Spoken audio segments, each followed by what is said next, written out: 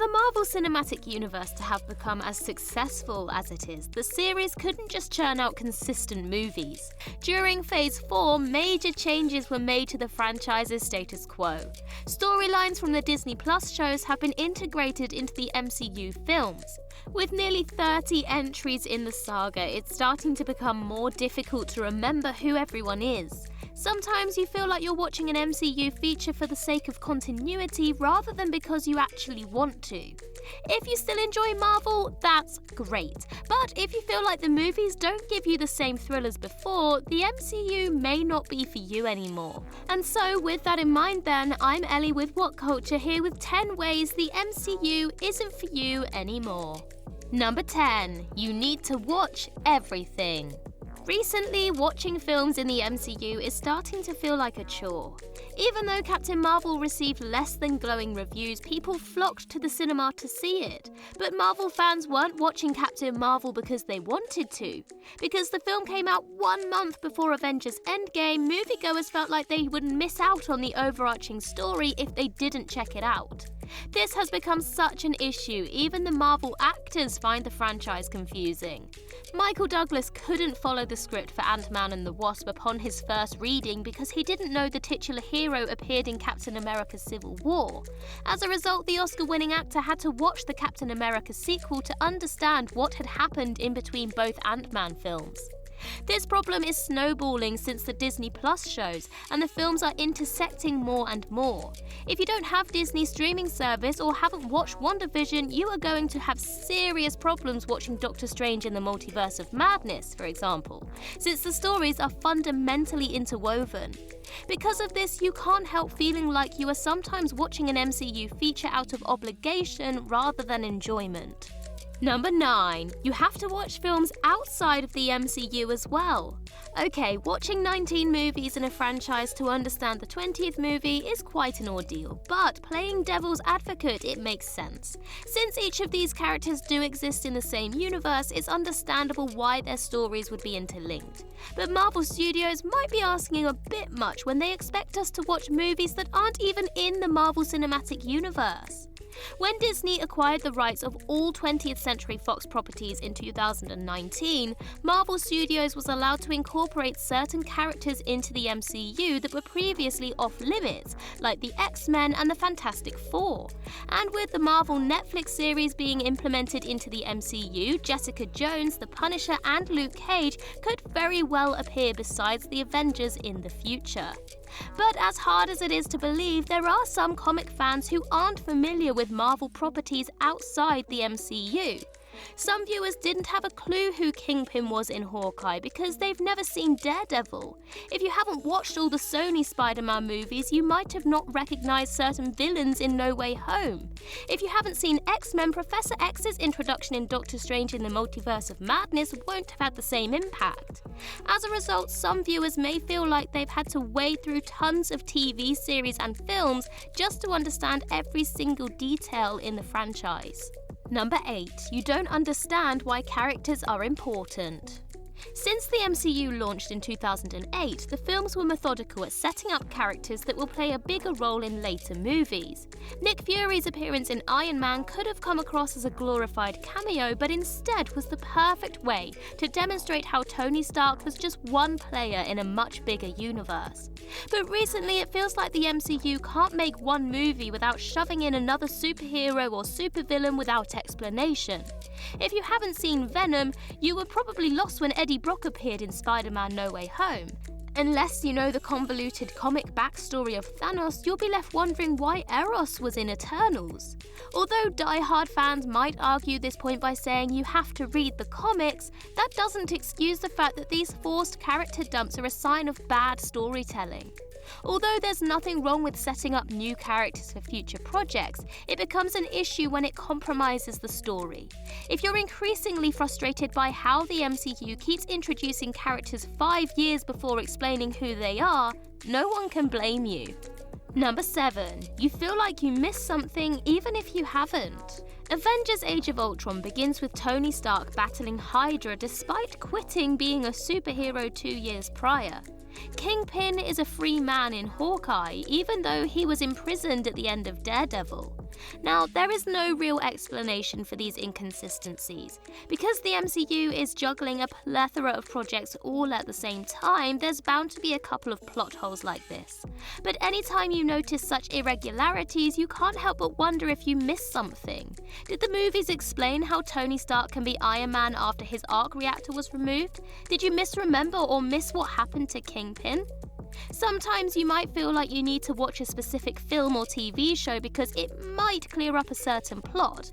Because Doctor Strange in the Multiverse of Madness and What If both have a corrupted Sorcerer Supreme, a lot of people assumed the stories are connected. Although this isn't true, you'll be wondering if you're missing something while watching the Doctor Strange sequel if you haven't seen What If. If you're second guessing what's happening while watching any movie, it stops you from fully enjoying it. Number 6. Some Easter eggs are too niche. There's nothing wrong with fan service. If executed correctly, spotting Easter eggs in a movie can be the most exciting part for die-hard fans. In Guardians of the Galaxy Volume 2, a throwaway scene confirmed the popular fan theory that all of Stan Lee's cameos are the same person. To comic fans, this was one of the most satisfying in-jokes in the franchise. Luckily, the scene is only 5 seconds long, so it's not too distracting for casual fans who didn't get the reference. However, Easter eggs in the later MCU movies have become less subtle. The opening crawl of Eternals mentions the 6 singularities with zero context, confusing everyone except the most dedicated fans. If you aren't familiar with the comics, you won't have a clue why a Minotaur keeps popping up in Doctor Strange in the Multiverse of Madness. The MCU should continue to embrace Easter eggs, but they don't need to shove them into scenes willy-nilly, to the point where they alienate casual viewers. Number 5. You set your expectations too high. Throughout Phase 4, Marvel projects like WandaVision and Loki have added a lot of mystery to their storylines. By not giving away too many details in trailers and promotions, viewers speculated endlessly on what was going to happen next in installments like this. Although fan theories can be a lot of fun, some people become furious every time the MCU doesn't pan out like they expected. Even though Doctor Strange in the Multiverse of Madness incorporated some familiar faces into the MCU, some viewers were raging because the film didn't implement more. Now, fixing this problem is easy. If you don't want to be disappointed, dial down your expectations. But there are times where you can't help feeling let down. When Evan Peters' version of Quicksilver appeared in WandaVision, fans believed this was proof that the X-Men from the 20th Century Fox had officially joined the franchise.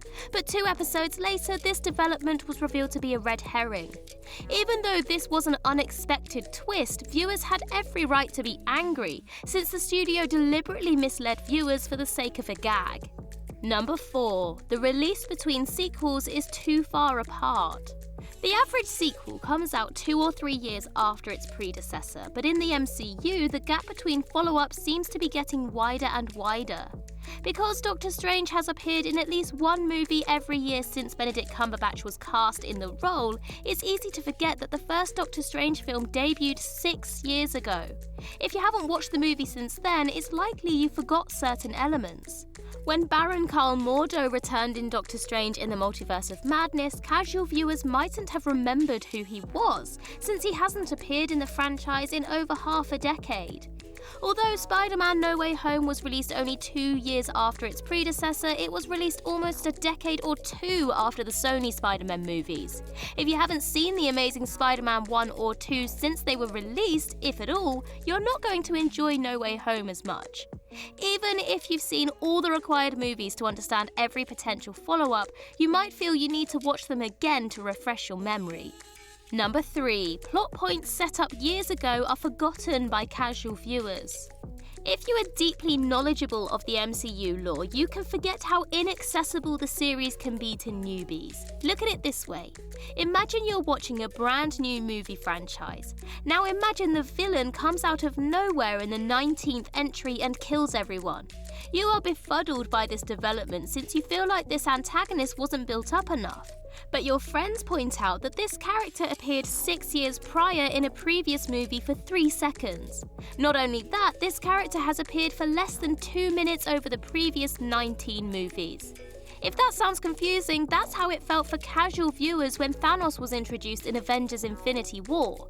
Average viewers probably forgot about the Mad Titan's post-credit cameo in The Avengers or his 30-second scene in Guardians of the Galaxy by the time they watched Infinity War.